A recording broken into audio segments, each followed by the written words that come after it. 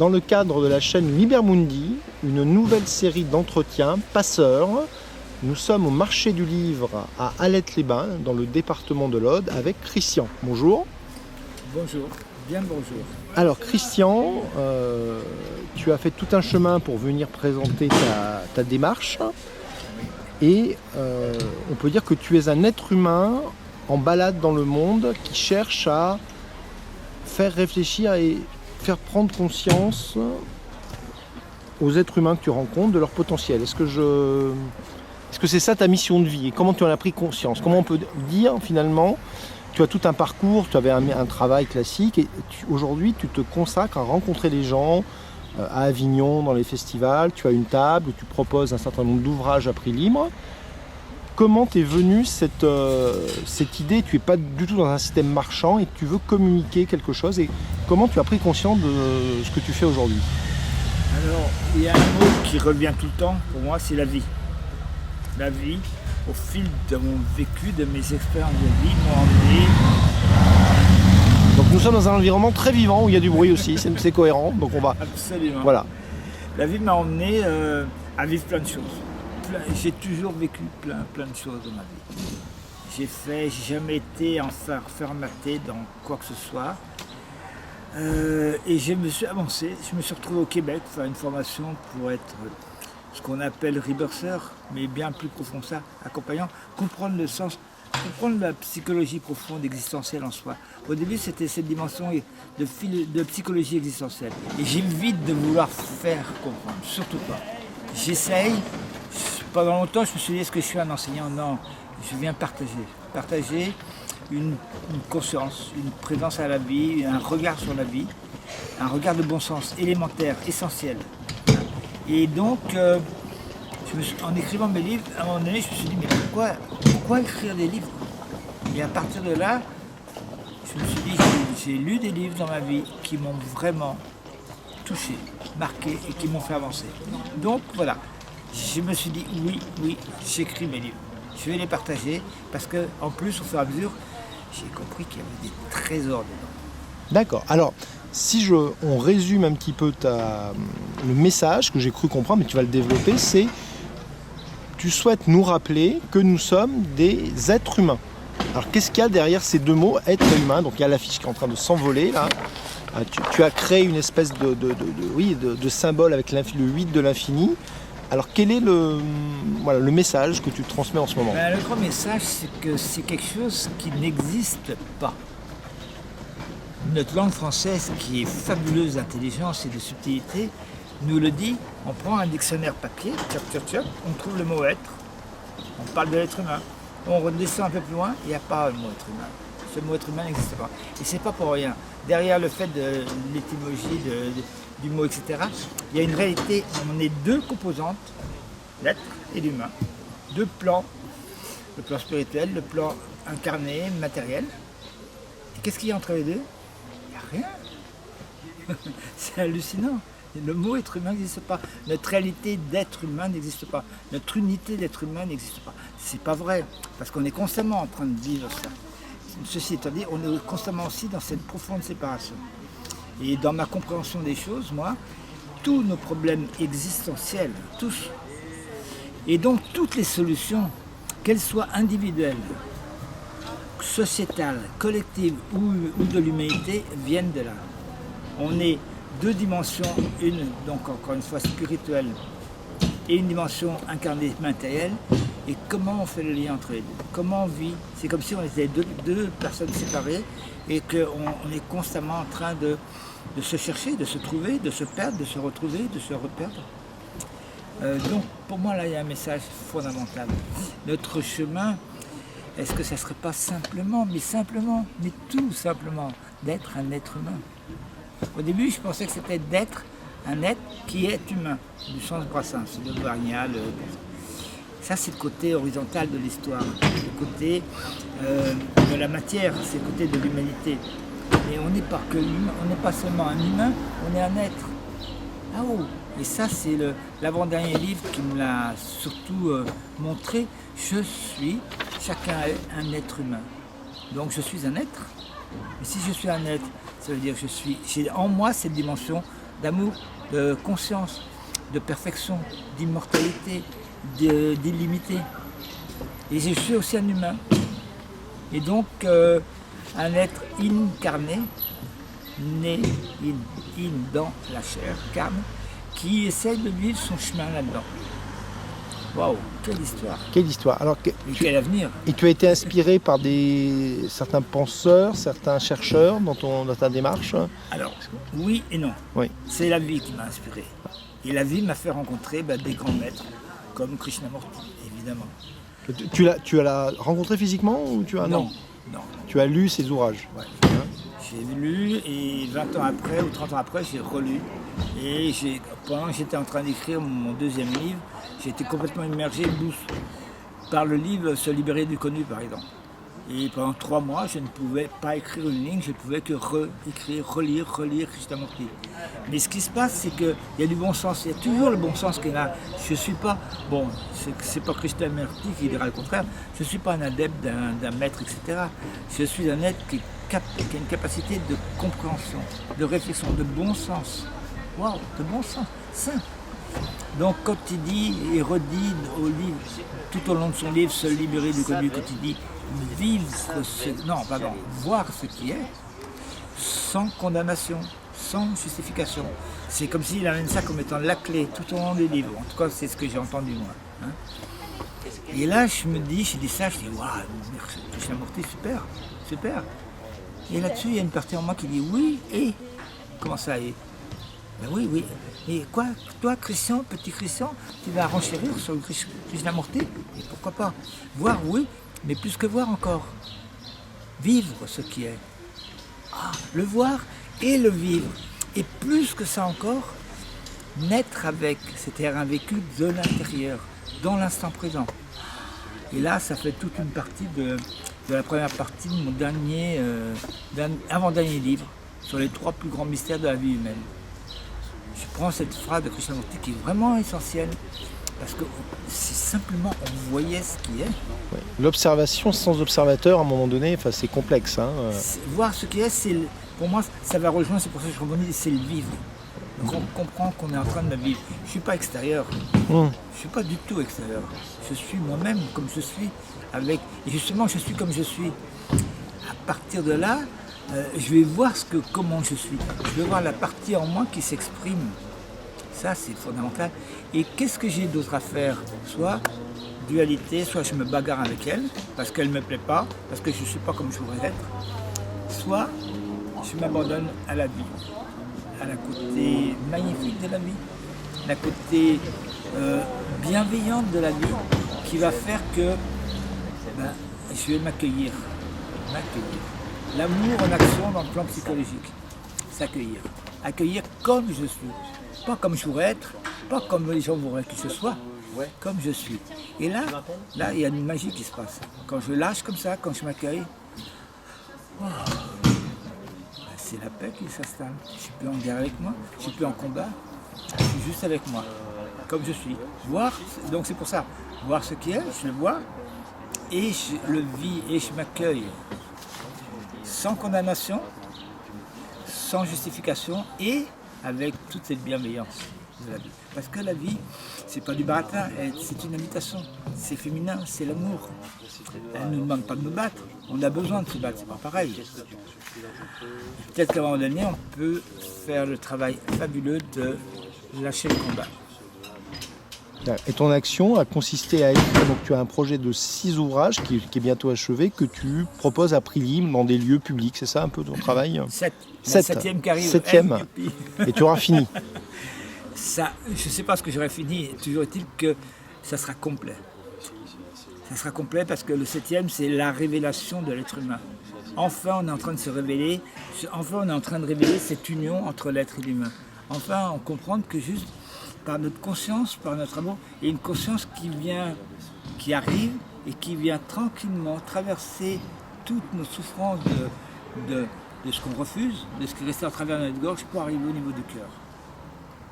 C'est quelque chose. On peut partir du bas, du haras, du tantième, et remonter par le petit soleil, par les émotions, pour arriver au cœur. Et là, on arrive à la croix. Et plus une croix qui qui est une croix chrétienne et qui nous écartèle dans une crucifixion, une croix qui nous réunit. C'est le plus, tout simplement, avec le cercle de la vie. Waouh! Ça suppose de voir la croix et les symboles avec un autre regard aussi, alors. Bien sûr que oui. Ouais. Absolument. Mais tout se transforme dans des choses très très simples, fondamentales, basiques. Moi je dis toujours l'essentiel et l'élémentaire. Et tout ça c'est des évidences. Et ces évidences, l'être humain par exemple, allez les rencontrer. Souvent on peut penser, mais ok c'est bien beau tout ça, et alors? Justement, et alors? Là ça vaut pas la peine, la joie. Peut-être que c'est pas facile, mais ça vaut la joie de s'arrêter. Ça vaut la joie de respirer là-dedans. Quand on pose la question à Christian Bonin, comment on peut faire pour sortir de l'enténébrement, il s'arrête. Il a dit respirer. Simplement. Ça veut dire vivre, amener la vie en soi et la présence dans la vie en soi. Vivre ce qu'il est, voir ce qu'il est, vivre. Et vivre, naître avec, ça veut dire, c'est comme l'enfant comme le nouveau-né qui exprime sans aucun filtre ses émotions. Il peut s'arrêter et sourire aux anges, et il peut se mettre à hurler comme s'il était en train de mourir, quoi. Donc là, il faut retrouver notre enfant intérieur, quelque part. Oui, en enlevant le il faut. Ouais, il faut. Exact. Bien vu. C'est ça, le piège, il est là. Il faut faire des choses terribles. Et on se met une morale de plus. Exact. De plus. Oui, j'aspire à, je tends vers. Christiane Sager, j'aime ce mot. Christiane Sager, elle parle d'une discipline, pas pour faire des choses. Il faut faire, il faut en faire. C'est l'enfer. Non, mais elle parle d'une discipline tendre. On tend vers. On est aspiré vers. On a envie. Qu'est-ce qu'on a envie, mon Dieu, d'être heureux avec les autres, d'être aimé, d'aimer les autres. Hein, c'est fabuleux, quoi. Et donc c'est ça, cette reliance. On va sortir de cet abîme qu'il y a entre l'être et l'humain, cette perditude, cette faille existentielle qui est terrible, pour retrouver cette reliance, cette évidence. Et l'évidence et la vivance. Les mots sont fabuleux, ils nous enseignent d'une façon extraordinaire. Et le premier livre que j'ai écrit, j'en profite pour le dire, c'est incroyable, c'est Le jour du oui. Aujourd'hui, le message d'aujourd'hui, de maintenant, voilà, le grand message, le premier message. D'ailleurs, 20 ans après que je l'ai écrit, ça y est, les publicistes reprennent le oui go, le oui ceci, le oui machin. Hein. Mais aujourd'hui, le message, c'est le jour du oui. Dire oui à la vie. Waouh, arrêtez. Mais sauf que cette vie duel incarnée, il faut comprendre, basique, elle nous emmène dans la contradiction, dans le combat, dans la déchéance, dans la souffrance, dans le traumatisme. Donc elle nous amène dans des noms, dans des positionnements, pour être respectés, et des fois des grandes colères, des rages destructrices, comme parle Christiane Sager. Ok, cool. Ok, on va respirer lentement, et on va rentrer. Être capable d'amener, eh oui, pourquoi pas. Donc on va donner, ça passe par le moment où on va dire oui à ces noms. Waouh. Alors, pour finir notre entretien, effectivement, se prendre conscience, là, au moment présent, que nous parlons dans un monde qui a été en proie à une crise dite sanitaire, mais on va dire que le monde est en proie à une crise générale, que certains disent apocalyptique. Absolument. Alors, moi, je voudrais voir comment tu vois, avec ta vision et ta notion d'être humain, comment tu vois cet avenir qui, pour beaucoup de gens, prend la forme quand même de chaos, de crise majeure, pandémique, économique, systémique, pénurie. Enfin, on va rentrer peut-être dans des choses difficiles. Et comment, toi, tu vois cela? Est-ce que tu vois une issue? Et comment tu vois cet apocalypse ou cette crise, ta lecture de tout cela, en quelques mots? Le point de départ, il est très simple, c'est le mot que tu as dit, c'est apocalypse. Je le ressens très très fort depuis plus de 20 ans, particulièrement que je travaille là-dessus. Révélation de ce qui est caché. C'est un dictionnaire, te dira apocalypse, c'est révélation de ce qui est caché. Qu'est-ce qui est caché? C'est tellement grand ce qui est caché. C'est tellement fabuleux que ça nous effraie et que ça nous emmène dans plein de scénarios de projection. Effectivement, et ça attire ces projections, parce qu'on crée. À travers nos projections, on crée la réalité. Ça ne veut pas dire que ce n'est pas une réalité qui peut nous tomber dessus. Voilà, le Covid, avec le vide. Je vis ma notion avec le vide. Et je l'ai vécu très très fort. Le jour de mon anniversaire, j'ai vu un petit bonhomme sur un fil à 20 mètres de hauteur. J'étais obligé de passer. Je pensais que le mec il allait mourir. Et ce petit bonhomme, c'était moi. Donc je l'ai vécu intérieurement. Je ne suis pas mort. Et ce qui se passe, c'est que moi, personnellement, j'ai la chance d'être au cœur de cet éveil de conscience que je vis à ma façon. Et je ne vois que quelque chose qui n'arrête pas de grandir, de s'émerveiller et de s'incarner, de s'accomplir. C'est ça que je vois. Mon dernier livre, la révélation, l'Apocalypse, révélation de l'être humain. L'être humain est en train d'être révélé à lui-même. Comme jamais il a été. Il y a 2000 ans, le Christ, etc. Et avec tout ce qui s'est passé avec les autres prophètes et tous les gens, on a eu l'information. Pendant 2000 ans, on a vécu la guerre, le non-amour, la haine. Ok, on a fait à fond dans tous les sens. Maintenant, c'est peut-être le moment de basculer. Est-ce qu'on va être capable de le faire? Guylaine Langto disait on est à sa 7e apocalypse. Est-ce qu'on va la réussir? Si on ne la réussit pas, quelle est l'importance? La vie continuera, elle va reprendre, elle va nous donner une autre occasion. Moi, je ne sais pas ce qu'on va faire. Peut-être qu'effectivement, on est en train de se casser la gueule très, très, très, très grave. Sauf que la révélation de ce qui est en train de se vivre maintenant, ça n'a jamais existé. Ouais. Même Krishnamurti, aussi extraordinaire soit-il, il n'a pas parlé de cette faille existentielle entre l'être et l'humain. Peut-être que oui. En tout cas, moi, je ne l'ai pas reçu. Et moi, le message que je veux amener, c'est que notre solution, elle est là. D'amener notre conscience là. Et là, comme Tilsum, on s'abandonne dans la vie. Oui, Tilsum qui a vécu les camps de la mort, la déportation. Qui a été assassinée à Auschwitz en 1943. Et je dis bien qu'elle n'est pas morte, elle est assassinée à Auschwitz. On ne meurt pas à Auschwitz, on est assassiné. D'accord, c'est clair. Ouais. Et elle écrivait malgré tout, je trouve la vie belle et riche de sens à chaque instant. Parce qu'elle découvre la vie au cœur de tout ça. Alors, jusqu'où il faut aller vivre l'expérience? Je ne sais pas, ça nous appartient. Ça nous appartient aussi bien de faire la traversée que les cloches, ça soit le chaos, le bruit qui nous assourdit, ou alors que ça soit une bénédiction. Mais ça suppose un peu, parce qu'on est en terre cathare, que les cathares, tu me dis si ça correspond, étaient dans le monde, mais plus de ce monde. C'est-à-dire qu'ils avaient réalisé un être intérieur qui les connectait peut-être à autre chose aussi. C'est possible, moi je ne connais pas les cathares. Ce que je sais, c'est que le chemin, il est en nous, sur la terre. Il n'est pas au ciel. Pour moi, l'ascension, c'est une ascension sur la terre. Si on veut ascensionner, faut-il encore s'incarner. Et c'est là notre chemin. Moi, je parle d'Hélène Grimaud, qui est une plus grande virtuose de tous les temps, pianiste française, qui dit « Faisons de cette présence mystérieuse et fabuleuse sur la terre, relevons le défi et créons le paradis sur la terre. » Qu'est-ce qui nous en empêche? Qu'est-ce qui nous empêche, comme Mandela, d'être en amour, en pardonner et en amour avec ses bourreaux? Qu'est-ce qui nous empêche de faire jaillir cet amour au cœur de nous-mêmes? C'est simplement des peurs et des projections.